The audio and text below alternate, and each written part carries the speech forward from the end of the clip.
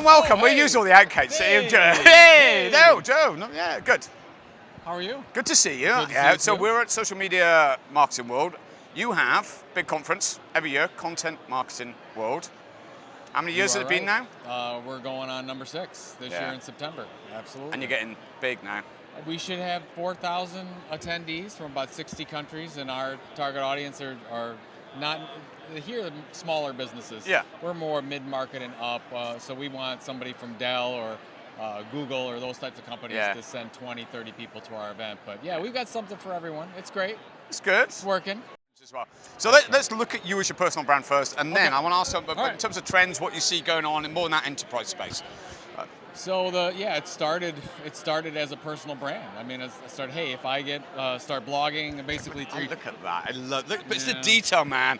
I mean, I know it's a bit weird that I took photos of your shoes last year, but you get it. That's the thing, is that you're displaying part of your story. The key is that, you know, in the past it was all about you wanted to be the same. You didn't want to disrupt at all. Now you want to lean into any of those differences. You just said disrupt and lean in the same paragraph, man. Hey, man. It's like, if you're not even living in Silicon Valley. Oh, yeah. So if something is different about your story, that can be beneficial to your business and also can help you relate to your customers and your audience, then you go in. So basically, I just had a conversation with somebody. You got the color orange. Somebody sends me something orange in the mail every week, it seems, because they see orange and that resonates with them, and that's fine. And then the whole Godfather of content marketing thing, and I didn't make that up, but I was like, all right, if people are with that and it's going to help them understand a little bit more about the approach and practice, then fine, let's have fun with it. And that's what we try to do. And then of course that we parlayed the whole personal brand thing and just me blogging into now a team at Content Marketing Institute. We made that change. So 2007, it was just me. 2010, formalized it into Content Marketing Institute. And now it's great because we've got a wonderful team that does all the content creation and the sales and everything. And I can go out and do interviews like this and have a good time and just evangelize what's going on with the approach. What's working then in terms of the content? I mean, you're great on search and you're getting great search results, but we're at social media, so any particular channels? It depends on what the goal is. So let's look at Twitter. So Twitter is great for us. We have a weekly Twitter chat.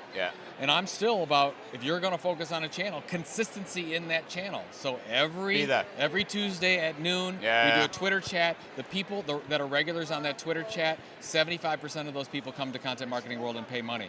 So you want to know how... So your community, that's what, as you said. Absolutely. So the more people we can get into that community and additional subscriber outlets for them to the brand, that's great. So what does that mean, subscriber outlets? So what, they come to the site and they're newsletter sign-ups, because you've got 100,000 plus on there? Or probably tell me so I think it's like 170,000 e-newsletter subscribers now. But so the way that we look at it and what our analytics tell us is that our magic number is 3. We want three ways that we can communicate on a consistent basis. We call them subscription options. So is that the magazine, the daily newsletter, the weekly newsletter, the webinar series, the Twitter chat, the podcast. 3 is the magic number. What does that mean? So if we can get them to subscribe to De La 3... Soul just happened. Do you know that? Yeah. Of course. What? De La Soul just went in my head then. It did. Right. If we can get them to do 3 different things, that's they're more likely to come to Content Marketing World and actually pay us for something. So that's why we're like, okay, get them to subscribe to the newsletter and then just keep building on that relationship. Don't sell them anything, just build and build and build. And then once you get to a point where they know, like, and trust you, they'll actually be much more open to buying something from you. And that's the whole model. That's my last book, Content Inc. That was the whole idea. Build an audience that knows, likes, and trusts you. And then once you have that minimum viable audience, you work the model and monetize it secondarily. 10,000 was the number, wasn't it? That was our number. That was your number. So you felt that you had to build a list of 10,000 people. Open rates were taking 15-20%, I'm guessing, as a standard sort of thing. Right.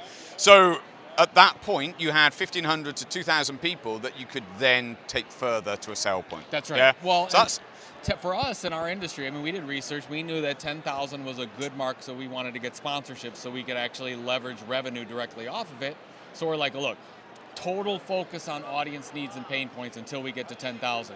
Then we can focus on monetization. What most companies do is they're like, oh, how do I make money off of this right away? Leads. You know, say, hey, get the lead, and somebody calls, and it just ruins that relationship. So we want to just focus on everything about the audience, and then the business model comes later once you build that audience. Yeah. So. Where are you at with podcasts these days? Because I see you're Robert Rose. Is you doing one? Or was it Robert? Who are you doing your podcast? Yeah, we are. So that's still been going for. So for we a while. started. Yeah. So if you, he's great. I only met him the other day, but he's fun. He's a good dude. He's a good friend of mine. Good partner. So if you look at how we've diversified, just started with the blog. And then once we created the minimum viable audience on the blog, then we said, okay, now we're going to launch the magazine. We actually launched a print magazine, Chief Content Officer, goes to 22,000 marketers. Launched that. Then we launched Content Marketing World, our annual event.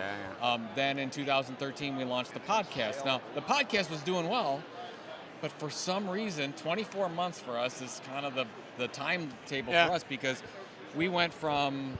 they're not great downloads, but I think they're pretty good. We had 29,000 downloads of our podcast in January, and now already we're well over 100,000 downloads. Wow. And for some reason, the 2 years, it just started to take off, and so that's kind of our magic number for consistency over time. And the point you're making about Twitter, you've got to be there. So on a Monday, you're doing that same podcast. It's like you've got to stick with it. That's the point. Every Monday evening, we always deliver the podcast on iTunes and Stitcher on Monday evening, and then the post with the show notes goes out on Saturday. And we've been doing that for 127 episodes in a row. I think that one of the things that people find hard, the small businesses, it takes work. This isn't switching on the ad campaigns and just having a product that people are selling. You're building brand, you're building reputation over time. So what would you say for smaller businesses that they should start with?